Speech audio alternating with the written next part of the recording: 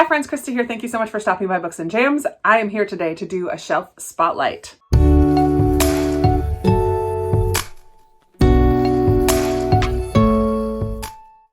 Shelf spotlights are a series of videos that I have been doing for a number of years now, where I just choose a topic or a word and pull books from my shelves that fit that category. I have a lot of fun doing this every month because it gets me to look at my shelves in a different way than what I have before. I'm pulling things out based on a certain type of criteria, and it always makes me want to read some of the books that I've pulled. So today, being October, the leaves are starting to change. Trees are going to be stunning around here very soon. So I thought I would pull out books that have something to do with trees in their title. Whether the word tree is in the title, or forest, or wood, or a specific type of tree. I have one with bark in the title. So I just have a whole bunch of books here to talk about. Surprisingly, more than I was expecting when I first thought of this idea. So I'm going to start with the pile of books that I have read, and then I have quite a few books that I have not yet read.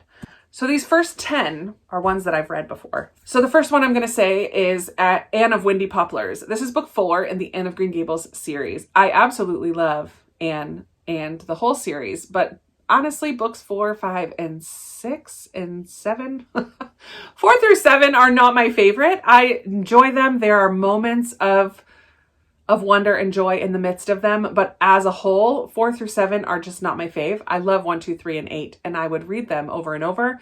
4 through 7, I have not read, maybe only twice in my life. But Windy Poplars, poplar being a type of tree, I think in other countries, or other editions even, it's Anne of Windy Willows, something like that. But this one that I have is from the 1980s. It is the set that I originally read way back in the day, and it holds a special place in my heart. Anne is always and forever a fave. A lovely little middle grade that I absolutely loved is Wish Tree by Katherine Applegate.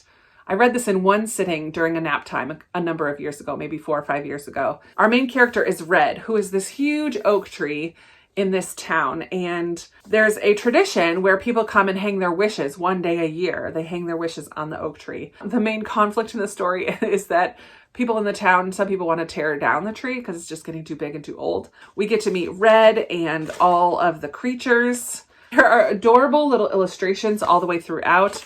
Almost every page has some type of leaf or branch or acorn on it. And it's a stunning little book talking about kindness and family and home, and it's lovely.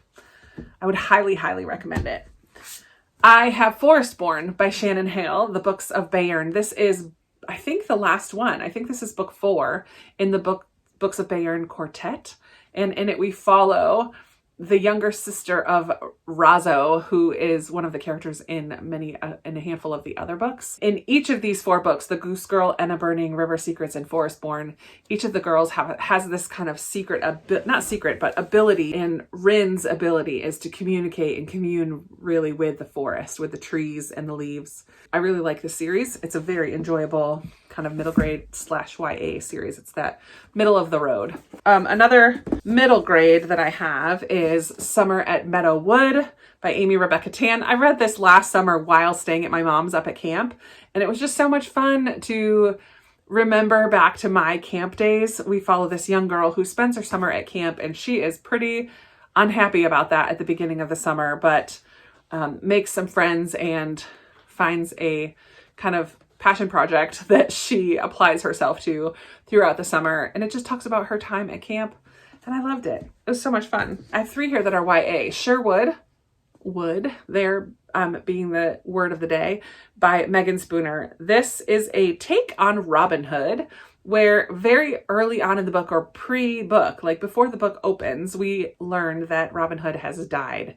I don't know if he was shot or something happened to him. He died. Maid Marian, who was Robin Hood's love interest, kind of takes up the mantle of Robin Hood and his quest, but people think that it's still Robin Hood. They don't know who it is that is dressed like she's wearing his cape and still kind of the renegade that Robin Hood was, and it's Maid Marian. She's pretty fierce. I enjoyed that. more contemporary, not so much fantasy fairy tale type, is Far From the Tree by Robin Benway. Oh boy, this book made me cry. I read it a number of years ago, so I don't remember a lot of the details, but it does talk about 3 kids who were adopted. So we follow Grace. I have to look up even the details of it. I just know that it had to do with adoption and that I was weeping by the end. Grace is an only child, she thinks, adopted at birth. She becomes pregnant at 16 and goes looking for her biological family, learns that she has a younger sister and an older brother. So we get to meet Maya, who is the younger biological sister, and then Joaquin, who is the older biological brother, who doesn't really have an interest in bonding with them at the time. But it just talks about adoption from different angles. And I remember really loving it. And the cover is stunning. Far From the Tree. Yeah, I remember really loving that. I'm keeping it on my shelves, and that tells you something because I unhaul a lot of books that I've read. I have this gorgeous copy of The Wind in the Willows. So the willows is our tree word of the day. Look at that, beautiful. And this is a classic, like Frog and Toad. That's what I think of. Mice, animals are the main characters. I don't even know the actual plot of this story, but it's a children's classic by Kenneth Grahame. Wind in the Willows. The Heiress of Winterwood by Sarah Ladd. This is book 1 of The Whispers on the Moor. This one takes place in England in 1814, and we follow Amelia, whose best friends pass away, and she is tasked with raising their baby. And she takes her job very seriously, even though at the time being a single mom isn't really a good thing to do. So she proposes to the baby's father, that she's never really met, who's a sea captain. Then the baby is kidnapped and there's a ransom note, and this sea captain and Amelia do whatever they can to try to find this baby. I don't remember it very much at all, but as I was reading the back, I'm like, oh yeah, I feel like that kind of is ringing a bell. And then the last one of the books that I have read, I need to go faster, is The Forest of Vanishing Stars by Kristen Harmel. This is a World War II historical fiction that takes place in the forest outside in Poland, the Black Forest, where this young girl is kidnapped when she's very young, taken to live in the forest, and learns how to survive in the forest by this elderly woman. And then when this woman passes away, she kept telling her that she has this destiny. She's got this big plan for her life, but this girl, what's her name? Yona. Yona is her name. And Yona continues to live in the forest, and then she comes across groups of Jewish refugees who have come to the forest to hide from the Nazis and from the Russians. And she helps to teach them how to survive in the forest. I really enjoyed this. I remember doing a deep dive into the Black Forest afterwards. I really, really loved that book. Okay, that's all the ones that I have read. Now I have 12 more that I have not read, and these will be a little bit quicker because I've not read them, so I don't have a lot to say about them. The first is a middle grade, The Birch Bark House by Louise Erdrich. I believe this is set during the same time as Little House on the Prairie, but told from an Indigenous perspective, which I'm very, very interested in learning. So it's still that same kind of pioneer survival type story, but about an Indigenous family. So very much looking forward to that. Song of the Trees by Mildred D. Taylor, I believe is part of the Logan family saga. Yeah, Cassie is one of the Logan family, but it is a short-ish book. I thought it was poetry. It's not poetry, but there are illustrations throughout. I don't know what number in the series it is. I really need to make a list of the Logan family saga, but that is a middle grade, part of a middle grade series. I have The Bean Trees by Barbara Kingsolver. I've not read anything by Barbara Kingsolver. In this one, we follow Taylor Greer, who grew up poor in rural Kentucky, and all she wants to do is have a baby and head west. And she gets pregnant and gets a 55 Volkswagen and heads west. But by the time she pulls up to Tucson, Arizona, things have changed in her plans. She comes across a sanctuary for Central American refugees. She gets connected with a 3-year-old Indigenous girl named Turtle, and the story just kind of veers from there. I have a very popular, kind of modern classic almost, I would call it, that I have not yet read, The Poisonwood Bible, also by Barbara Kingsolver. I need to read some Barbara Kingsolver. But I believe this is about missionaries Nathan Price, an evangelical Baptist who takes his family and mission to the Belgian Congo in 1959. It tells that story. Diane Chamberlain is a favorite of mine for her newer books. However, I did read one of her older books earlier this year and it didn't hit the same way. But this one is The Courage Tree. And in it, we follow 8-year-old Sophie Donahue. She wants to be like every other girl, which is why her mother, Janine, agreed to let her go on a weekend camping trip with her brownie troop. But when Janine arrives to pick Sophie up, her daughter is not with the others. Somehow, along the forested route from West Virginia, Sophie has disappeared. What? Where did Sophie go? Another favorite author of mine is Susan Meissner, but this is one of hers that I have not yet read, A Sound Among the Trees. Young bride Susanna Page was rumored to be a Civil War spy for the North, a traitor to her Virginian roots. Her great-granddaughter Adelaide, the current matriarch of Hollyoak, doesn't believe that Susanna's ghost haunts the Annabella mansion looking for a pardon, but rather that the house itself bears a grudge towards its tragic past. That kind of feels like a good October read. Maybe I'll have to pick it up. Ellen Marie Wiseman, holy moly, this is a heavy book.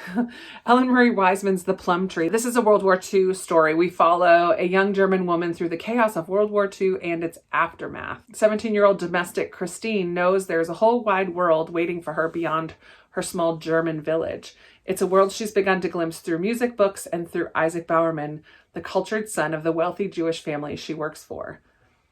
Obviously, the war is going to change some things there. I have The Huntress of Thornbeck Forest by Melanie Dickerson. This is a medieval fairy tale. I have read quite a few of her fairy tale retellings, and this one is along the same lines, but I don't think it's a retelling. A beautiful maiden who poaches to feed the poor, a handsome forester on a mission to catch her. Danger and love are about to unite in Thornbeck Forest. So it kind of feels like a Robin Hood type of a book. Greenwood by Michael Christie I picked up because 2 years ago, it was Meredith from Currently Reading's favorite book of the year. And every time she would talk about it, I would feel like I wanted to read it. I am not sure. It is a hefty book. It is very long. Well, it's like 450 pages. It's pretty long, pretty dense, but it's stunning. Like the end pages look, or the sprayed edges look like wood. And I believe it's just a family saga, which is also not something I'm normally drawn to. But we follow the Greenwood family. Is it like maybe post-apocalyptic? Yeah, it's near future. They come for the trees. It's 2038. As the rest of humanity struggles through the environmental collapse known as the Great Withering, scientist Jacinda, or Jake Greenwood, is working as an overqualified tour guide on Greenwood Island, a remote oasis of 1,000-year-old trees located off the coast of British Columbia. Jake thought the island's connection to her family name was just a coincidence until someone from her past reappears with a book that might give her the family history she's long craved. And I believe that, like the rings of a tree, we keep delving deeper and deeper and deeper into this Greenwood family. I've heard good things about it. It is a patron pick. I did pick this out of the cup in July, I believe. Still haven't read it, but I do really want to. One of my most recent hauls is These Silent Woods by Kimmy Cunningham Grant. This was sent to me by Tara. Thank you so much. And in the comments, even of that video, I hauled it in a vlog recently. A handful of other people said they really loved this one. It's a bit of a suspense. No electricity, no family, no connection to the outside world. For 8 years, Cooper and his young daughter, Finch, have lived in isolation in a remote cabin in the northern Appalachian woods. That's how Cooper wants it, but the teenage daughter is not so thrilled about it, and she starts to want to like branch out beyond the woods. But what is Cooper hiding? I don't know. I've heard this one is going to be a tearjerker. Harry's Trees by John Cohen. This involves a man who is dealing with grief. 34-year-old Harry Crane works as an analyst for the U.S. Forest Service. When his wife dies suddenly, he is unable to cope. Leaving his job and his old life behind, Harry makes his way to the remote woods of northeastern Pennsylvania's endless mountains, determined to lose himself. But fate intervenes in the form of a fiercely determined young girl named Oriana. So I believe that's going to be an emotional journey, that one. Whew. Maybe not quite as emotional, but still just as fun. Melinda sent me The Boy from the Woods by Harlan Coben because I've never read a Harlan Coben. So this is going to be a bit of a mystery, a little bit of a thriller. The cover is so beautiful. Those trees are metallic. I love it. She does say, I apologize in advance for the curse words, but his books are so good. And Hester is a hoot. Hope you enjoy. So a man whose past is shrouded in mystery must find a missing teenage girl before her disappearance brings about disastrous consequences for her community and the world beyond. Yay. So I would love to hear if you've read any of these that I have not yet read. I would love to hear your thoughts on them. And should I move any up to the top of my TBR? Let me set those down. Okay. Do you have any books with any tree-ish type words in the titles? I just had fun scanning my shelves now that they're so much more organized and pretty. I had fun going through and finding tree books. But I'd love to chat with you down in the comments about either the ones that I have read or haven't read or any other tree books that are on your shelves. What do you think I should read sooner rather than later? Or anything else you want to talk about. I love talking with you down in the comments. Thank you so much for watching. It means so much to me that you spent some of your day today hanging out with me. I appreciate it greatly. And I look forward to talking with you in the comments and in another video very soon. Bye.